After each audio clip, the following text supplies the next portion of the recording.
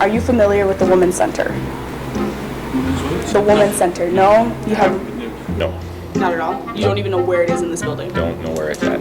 Nope, and nothing completely at all. I mean, I've heard of it, but I've never actually been there. I don't really know what it's about. The Women's Center? I've walked by it a couple times, but other than that... Are you familiar with any of the events that they put on? I am not. I see some posters around campus, but... Not at all? Well, I've heard about a few certain events, but other than that, I'm just completely oblivious. Have you seen this poster? Yep. What do you think of this poster? Like, initial reaction? It's another... Well, funny thing is that I had to approve that, so I've to put the poster up on the wall right over there. So I was like, oh, another poster. It's pretty eye-catching. I mean, I see. I don't know. Like, I feel like at first when I saw it, I thought it was about like women like talking about like how they are treated and stuff. But then I saw the image and stuff. I'm like, so I'm not sure. Do you think that this flyer is inappropriate? Yeah. Okay, a little bit. Yes. Yeah, I think it's really creative. Yeah, it brings out the whole concept. Yeah, it's creative. Okay, so do you think there's such a thing as too much of a feminist?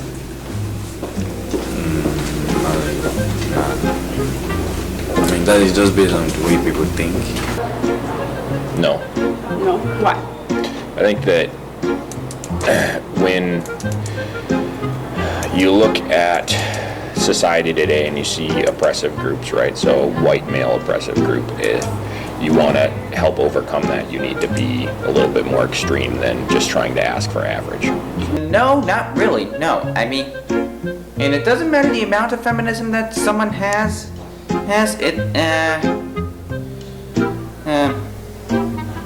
It just every person is whoever they are. Too much of a feminist? I mean, yeah, there's probably a line that's crossed somewhere, but I don't exactly know where that line is. Still kind of up in the air, you know. I don't really know how to explain it, but I think you can be too much of a feminist sometimes, yeah. So I don't think you can actually be too much of a feminist, right? But I think that feminism and radicalism are sort of connected.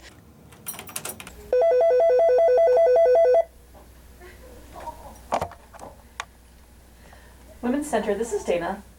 My full name is Dana Bisignani, and my title is Women's Center Coordinator here at MSUM. A couple of years ago, I was on the academic job market, and so as most people do, I applied to lots and lots of jobs.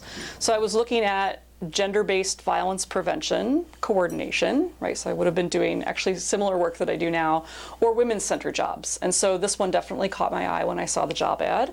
And I think what attracted me most to MSUM and to this job was that this center had not had a coordinator for a long time. And when I came to my campus interview, I walked into the space, and even though it looked really neglected at the time, I thought, what incredible potential. And the campus seemed to really value having a center of education for critical social justice. And I know I had a few people say to me, we really want the Women's Center to be sort of a nexus of activism. And I thought, well, that's right up my alley.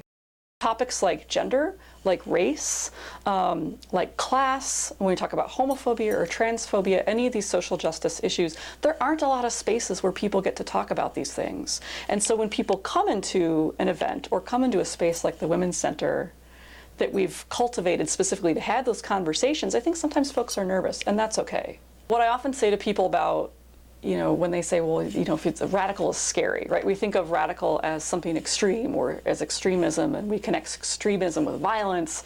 So the actual etymology, though, of the word radical, right, its word history means to go to the root, literally, to go to the root of the problem. So instead of asking, how can we get more cans of food into the food bank, we should be asking, why are so many people without food? Why do so many people, why are so many people not able to afford food in our community?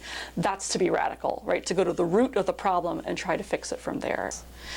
I hope that students take from me